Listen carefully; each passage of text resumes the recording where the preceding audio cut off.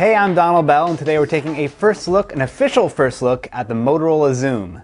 This is an Android-based tablet with a 10.1-inch screen, 32 gigabytes of storage, and a price tag of $800 off contract or $600 with a 2-year commitment from Verizon. It's around the same size as the original iPad, although it has more of a widescreen dimension, and the bezel around the screen isn't as wide. It's definitely heavier than the iPad, which sounds like a small complaint, but tablets are something you spend a lot of time holding. On the bottom you have connections for micro USB and micro HDMI, though you'll need a dock if you want to get video out from this thing. On the top you have a headphone out and a door that covers up the micro SD memory card slot for additional storage and a 4G SIM card slot for the 4G support that's coming later this year. There's volume control on the left side, and on the back you get a 5-megapixel camera and flash and a pair of stereo speakers. You also see the power buttons over here on the back.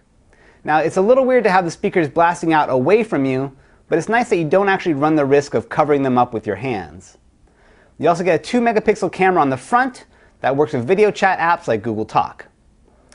One of the biggest differences between the Xoom and all the Android tablets we reviewed in 2010 is the lack of tactile navigation buttons on the home screen. And this is a good thing.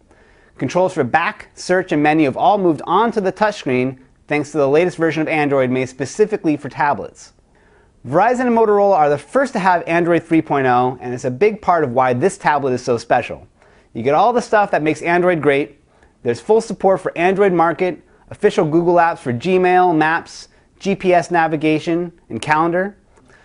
A lot has changed though. The browser has this tabbed interface that works more like a desktop browser than a smartphone.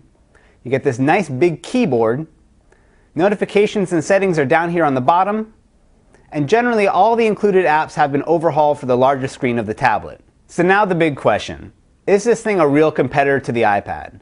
From my perspective, there's no doubt. It's fast, it's pretty, and you can see that a lot of thought went into the execution. It's not cheap though, and with so many tablet options coming out this year, I'd stay away from contracts like the plague.